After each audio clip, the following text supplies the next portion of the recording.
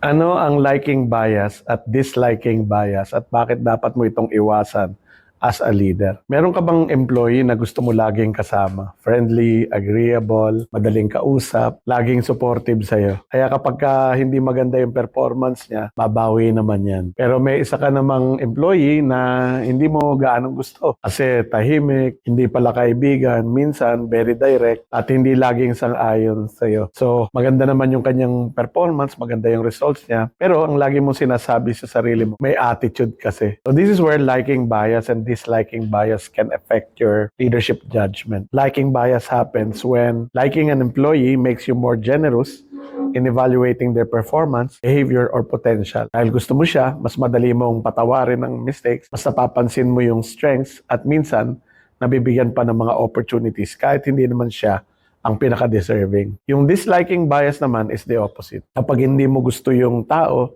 mas mabilis mong makita yung mali niya, mas mahigpit ang judgment mo, at minsan kahit maganda yung results niya, naghahanap ka pa rin ng dahilan para sabihin hindi siya ready or hindi siya capable. At dito nagiging unfair ang leadership because being likable is not the same as being competent.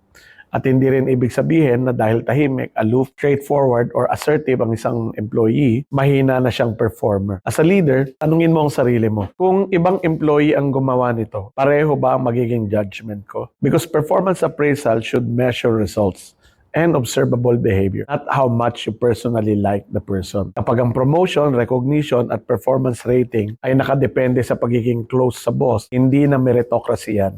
Favoritism na yan. Follow for more.